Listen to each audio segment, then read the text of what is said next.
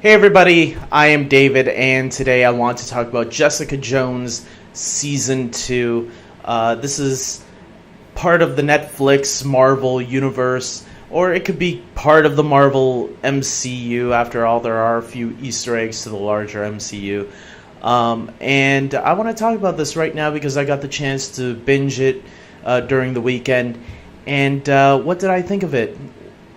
First, let me start off with this. I really enjoyed the first season of Jessica Jones. I did a review of it when that season originally aired on Netflix, or was posted on Netflix, all 13 episodes. There's another 13 episodes. I love The Defenders. I love Daredevil. The Punisher was awesome this past summer. So Jessica Jones Season 2, does it live up to the first season and all those other ones? I'm going to say it doesn't live up to the shows that I just mentioned. I will say this was a little bit of a step down from the first season of Jessica Jones.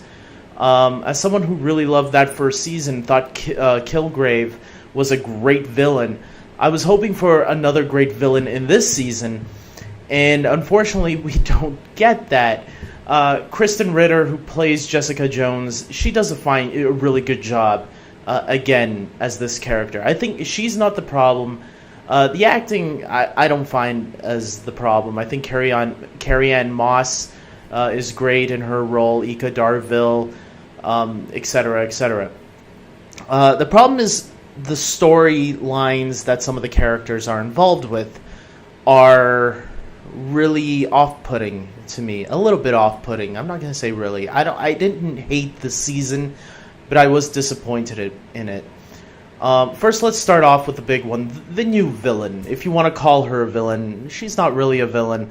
This is going to contain a lot of spoilers, so if you didn't see Jessica Jones Season 2 yet, please go watch the show. The villain of this season, I guess, was Jessica Jones's mother. She's like a fugitive on the run. She was experimented on. She didn't die in the car crash like we were led to believe. She actually survived, and she has superpowers herself.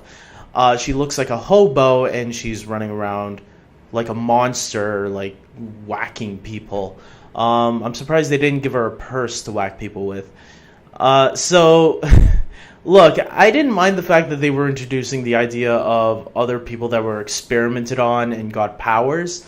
But the way it went about with the characters involved in this story, I felt was kind of dumb at the end of the day.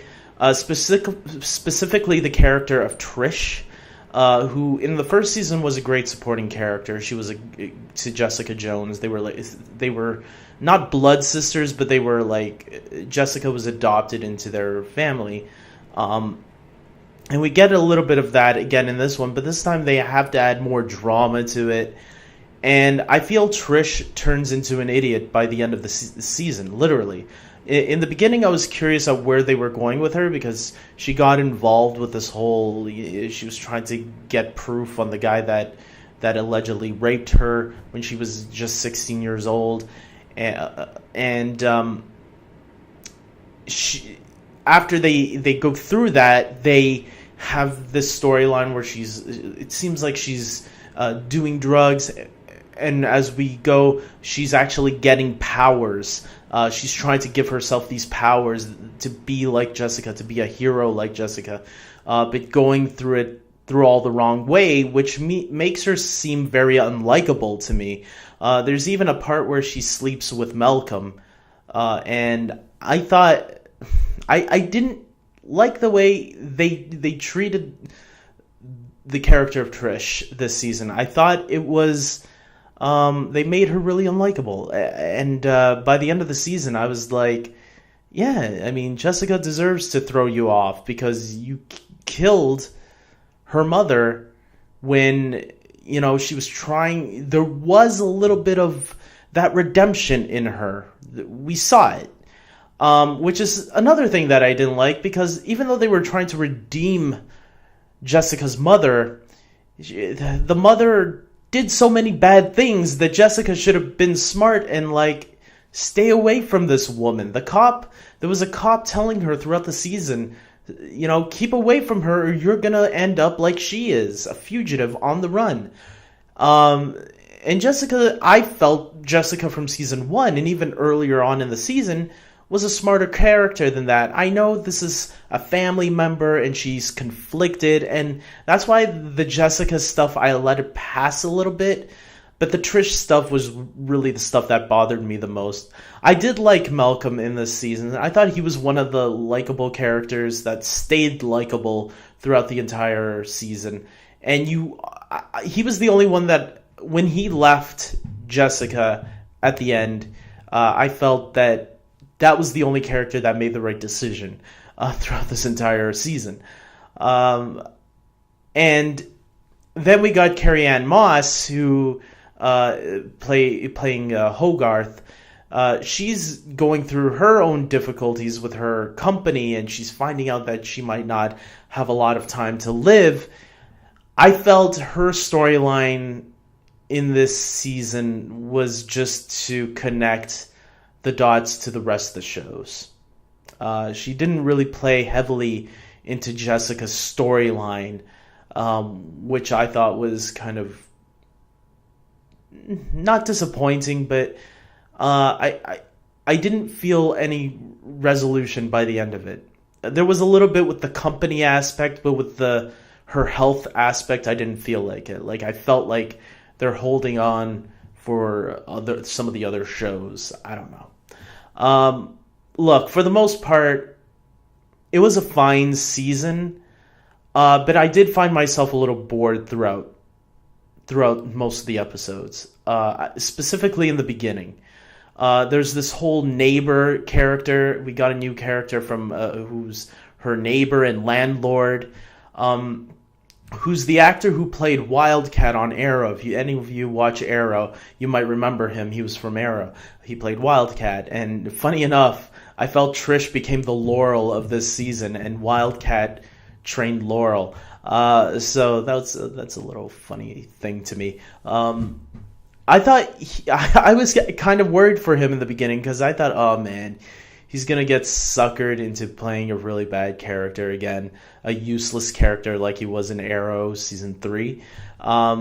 But actually, he turned out to be an okay character. He turned out to be the love interest for Jessica Jones.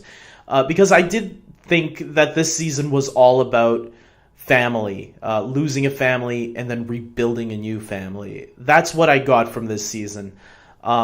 Jessica lost her original family, got her mother back, but by the end of it, she lost it again. She loses Trish and Malcolm by the end of the season.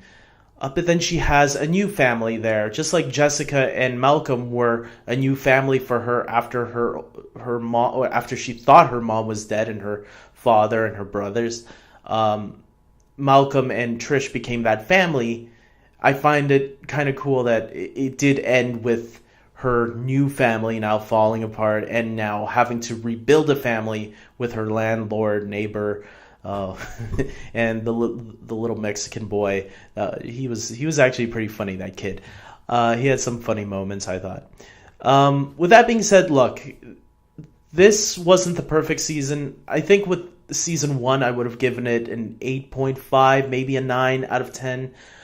This season would be maybe a 7 out of 10. It definitely dropped the ball in terms of the writing and the quality and the characters that I fell in love with in the first season. It was great seeing David Tennant again. He shows up for an episode, but he's more of an illusion. So I felt he was a little wasted, but that was the only way you can bring him back, I guess, because he was killed in the first season. This is why it's always good never to kill off a really good villain. When you know you have a good villain on your hands, don't kill him off. You might want to use him down the road. That's why I'm happy the Kingpin is still around on Daredevil. With that being said, guys, I'm going to end this here. I hope you guys like this video. Please like it. Subscribe to my channel, especially if you're a huge fan of Marvel or DC shows. I think Luke Cage is going to be the next one from Netflix coming out. Or is it? I think it's Luke Cage or Daredevil. I don't know which one. Luke Cage Season 2 or Daredevil Season 3. Someone will tell me in the comment section below, hopefully. And until then, guys, take care.